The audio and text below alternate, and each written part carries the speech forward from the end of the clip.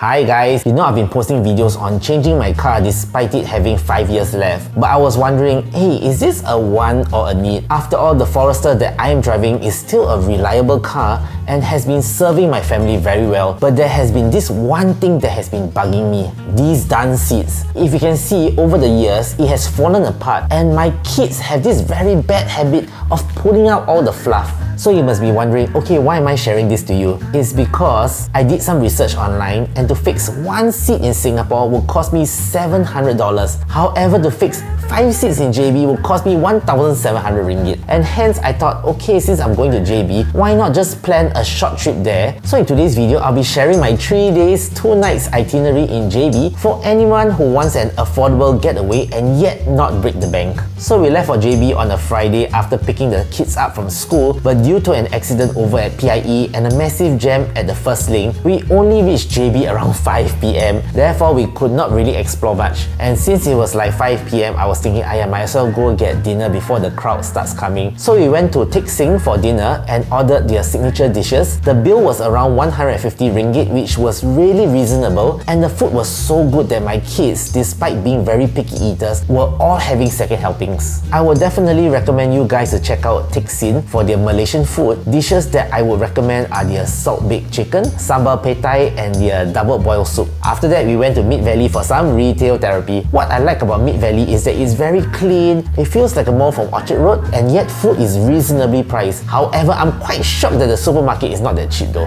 At 8 PM, we called it a day and checked into our hotel. The hotel that we booked was Trove Hotel, and my wife booked the family suite, which was spacious and fitted our family of 6 very well. The hotel had the pool and the gym as well, but nothing that fantastic. But for $500, I really can't complain much. I also like to share that since most cafes and shops in JB accept credit cards, hence I use my trusty Instagram Amaze card to pay for most of my meals. In case you do not know how the Instagram card works, it's a travel card that allows you to link up to 5 Mastercards to it, and it allows me to save on foreign exchange by giving me better rates than the money changes. I've done up a video on how the Amaze card works and you can view it in the comment section down below as well. And if you have not applied for your Amaze card yet, then do consider applying for one via my link as well. For day 2, we decided to skip the hotel buffet and headed to Pin Ming Xuan for dim sum.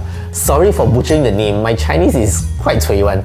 Anyway, this place has been trending on TikTok and hence we decided to check it out. Overall, I would say that it was not too bad. The total damage was 124 ringgit. As I was the one ordering the food, hence I under-ordered. But as it takes 15 to 20 minutes to fill in the next order, I think we decided to just leave to our next destination, which was to fix my car seats. As I mentioned, it cost just 1,700 ringgit to fix all seats in my Forester, as compared to 700 Sing dollars for one seat in Singapore. Anyway, it takes 10 days to order the seats, so I paid a 70% deposit before heading to Legoland Water Park. So we reached Legoland at 11 AM, and as we already bought an annual pass last year for the family, except Tanya, who was 2 years old then, hence I had to queue up to buy a ticket for her. And the queue was so slow that I estimated the waiting time would be around 1 hour. But thankfully, we could buy the tickets via Klook and skip that whole 1 hour of waiting. So do check Klook out for this if you are planning to go to Legoland. This is what I realized about Legoland Water Park. Firstly, there are a lot of rides, but they are for older children. So my son Trevor, he's 9 years old, he had a lot of fun taking the slides. But since I'm so humsy, I was tasked with taking care of Tessa and Tanya, my 2 girls who refused to do anything except hang around the Duple Splash Safari. I would say that it's really not worth it bringing young children here. And please, this place is crazy hot. It's been almost a month and the skin on my back is still peeling. In fact, I think I've grown 1 to 2 shades darker from that one day. So my advice is to bring your shades, wear a cap, and apply a lot of sunblock. As for me, I'll be bringing long sleeve shirts the next time I go to any water theme parks, as I think I really kena PTSD from this experience already.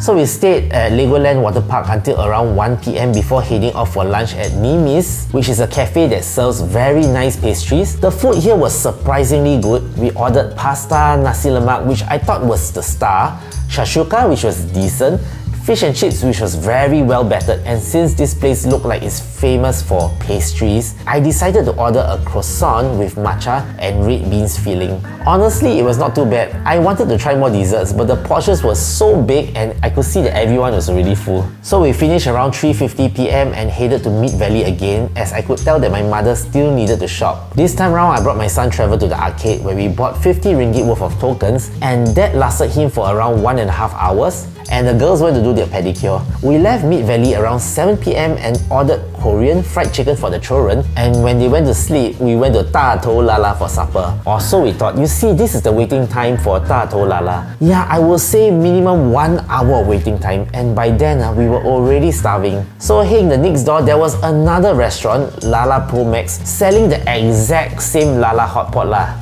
And I must say, it was really good. The broth was so good, but this place you confirm need to go in a group, then you can have more variety. So for those who want a nice supper place and like me, not willing to queue, then do check Lala Pro Max out instead. But if you got the time, then of course you can check both out and then share with us which you think is better. For me, I'm okay to queue, but seriously, when I saw that queue, I almost had a heart attack.